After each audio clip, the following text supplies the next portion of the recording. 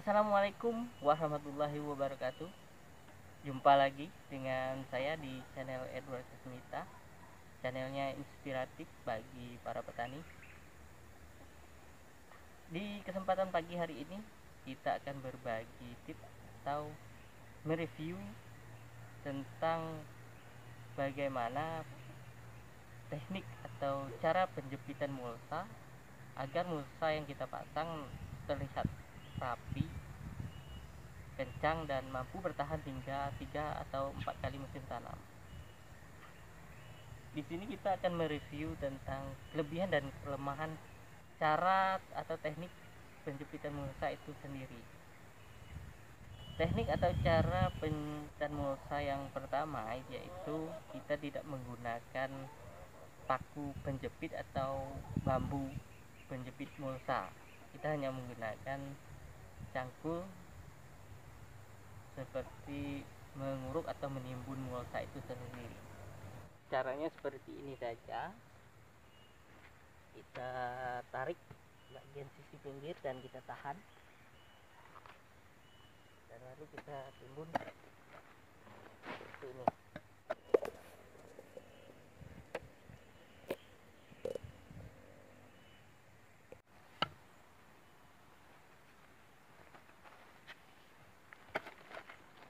Teknik seperti ini cukup mudah dan cepat ya, hanya menggunakan tanah ini saja. Cara ini hanya efektif digunakan jikalau mulsa yang kita gunakan yaitu sampai ke sisi bawah bagian dasar tanah.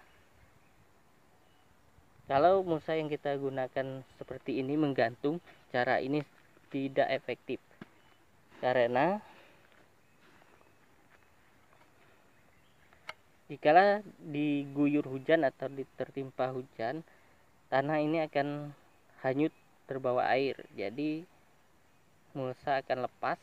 Kelemahan dari cara ini, kita harus mengontrol tanah ini agar tetap tertimbun, mulsa ini agar tetap tertimbun.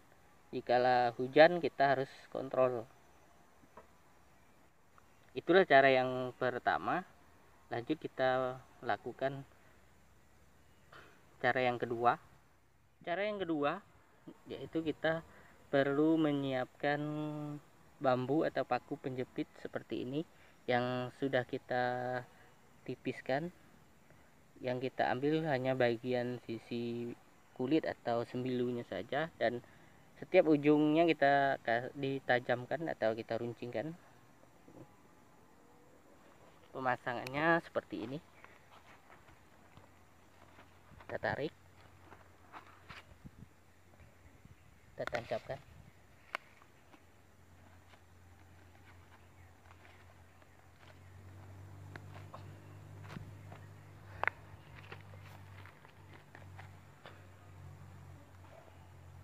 Kelebihan dari cara ini cukup cepat ya, pemasangannya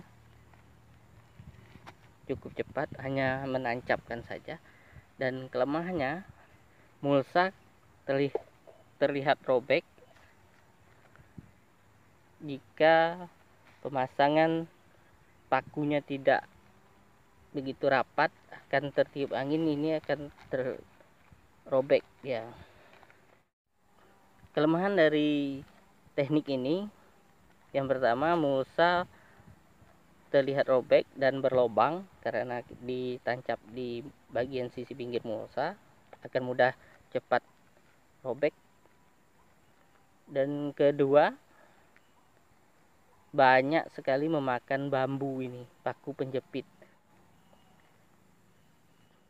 Dan kelemahan yang ketiga yaitu dalam hal proses pembuatan paku penjepit mulsa ini membutuhkan waktu yang cukup lama juga untuk membuat paku penjepit ini. Cara yang ketiga yaitu seperti ini, kita juga siapkan bambunya seperti ini, kita runcingkan sisi ujung-ujungnya dan kita tipiskan sedikit bambunya. memasangnya seperti ini. Kita tarik sedikit sisi pinggir, lalu kita putar.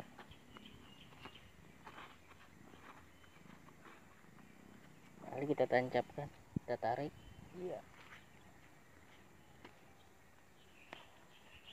Cara ini cukup bagus. Mulsa tidak kita lubangi atau tidak terlihat robek. Di sini kelemahannya hanya penyediaan bambu penjepit cukup banyak, karena yang kita butuhkan itu ukurannya terlalu panjang, dan yang kita ambil hanya sisi bagian luar atau kulit atau sembilunya saja.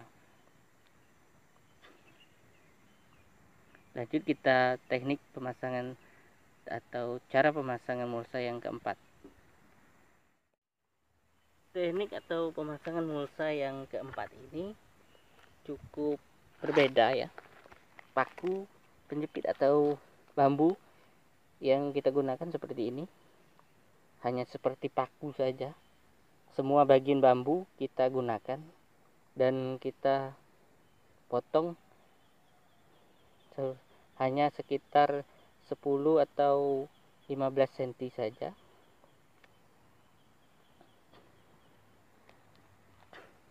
Tekniknya masih sama seperti cara yang ketiga tadi. Sisi pinggir atau pinggir mulsa kita tarik seperti ini dan kita putar, kita gulung ya. Lalu kita tancapkan.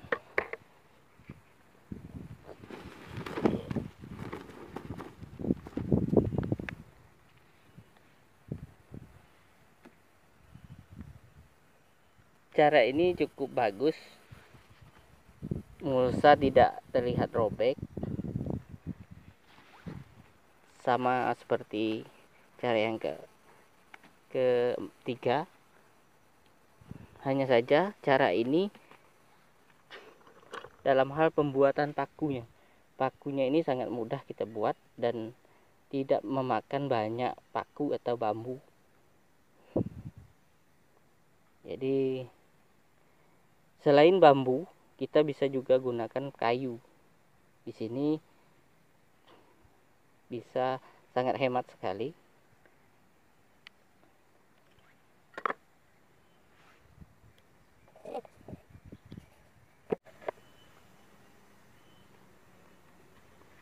Ya, itulah tadi ada 4 teknik cara atau pemasangan mulsa agar mulsa kita yang kita pasang terlihat rapi, kuat, dan mampu bertahan lama. Di sini tinggal petani yang harus cermat memilih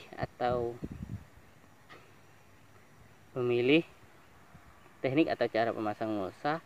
Kita sesuaikan saja dengan ketersediaan bahan baku untuk paku penjepit di sekitar lahan kita. Ini adalah teknik atau cara pemasangan mulsa yang keempat tadi. Cara ini yang saya sukai.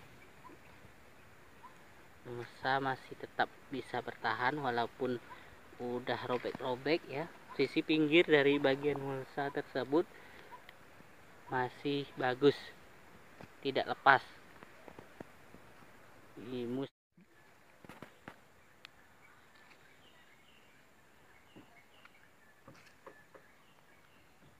Ini adalah musim tanam ketiga ya. Yang dulu kita tanam melon, lanjut tanam pare, dan ini terakhir mungkin kita tanam melon lagi. Mulsanya masih bagus. Di bagian pinggir, di bagian tengah udah robek-robek.